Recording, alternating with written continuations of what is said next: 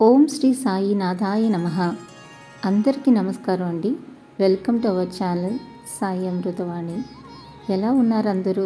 ప్రతి ఒక్కరూ షిరిడి సాయినాథుని ఆశీస్సులతో సుఖ సంతోషాలతో బాగుండాలని మనస్ఫూర్తిగా కోరుకుంటున్నాను.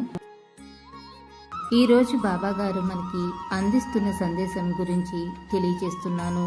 మనలో ఉండే అహంకారము మనలను దైవానికి దూరం చేస్తుంది తల్లి. ఎలాంటి సమస్యలు లేక, ఎప్పుడు ఏ పరిస్థితి ఎదురు తిరగక, ఎదురు దెబ్బలు తగలక, అందరి మెప్పు పొందుతూ జీవితం అనేది పూల పాన్పులా ఉంటే వారు ఎప్పుడూ కూడా భగవంతుని చేరే దారిలో ఇంకా ప్రవేశించలేదని అర్థం. ఎందుకంటే కష్టం అనే కొలిమిలో కాలి నిగ్గు తేలిన బంగారం వంటి మానవుడే భగవంతునికి అందమైన ఆభరణంగా అమరుతాడు. మనిషిని దైవం నుండి దూరం చేయడానికి మాయ ఎప్పుడూ కూడా ప్రయత్నిస్తూనే ఉంటుంది. సుఖ సంతోషాలు, అధిక దర్పాలు, పదవులు, ప్రతిష్టలు మొదలైనవన్నీ మాయ మనపై విసిరే వలలు. నిజంగా దైవాన్ని చేరాలి అనుకునేవాడు నిజాయితీని ఆశ్రయిస్తాడు.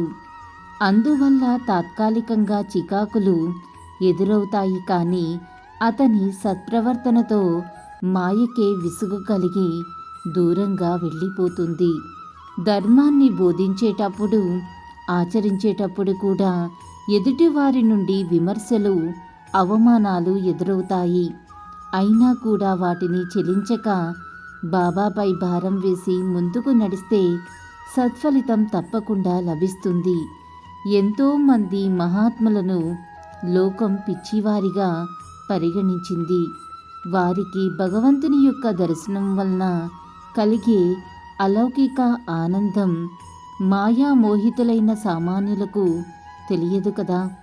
భగవత్ ఆనందం పొందేవారు లోకోద్ధరణ కోసం అంకితమవుతారు. ధర్మో రక్షతి రక్షతః అన్నట్లు ధర్మాన్ని నీవు కాపాడు. ధర్మం బాబా రూపంలో నిన్ను కాపాడుతుంది. బాబా పాదాలను ఆశ్రయించి ధర్మపదంలో నడిచేవారు పొందే అవమానాలు బాబా యొక్క ఆశీస్సులే. అవి బాబా దరికి చేరటానికి అమర్చిన సోపానాలే. గెలవటం కోసం ఓటమిని అంగీకరించాలి తల్లి. చాలామంది చిన్న చిన్న విషయాలకే తెగ బాధపడుతూ ఉంటారు. కొందరైతే ఎంత పెద్ద సమస్య వచ్చినా కూడా తొణకరు, బెణకరు. అడ్డంకులొస్తే అధిగమిస్తారు, సమస్యలొస్తే పరిష్కరిస్తారు. అంతేకాని బీరువల్లే పారిపోరు. మానసిక దౌర్బల్యాన్ని వదిలించుకుని జీవితాన్ని గెలవాలంటే మీ మానసిక పరిస్థితి చాలా దృఢంగా, మీ వ్యవహార శైలిని అనుసరించాలి. అది ఎలాగంటే మీరు మార్పును ఆహ్వానించాలి.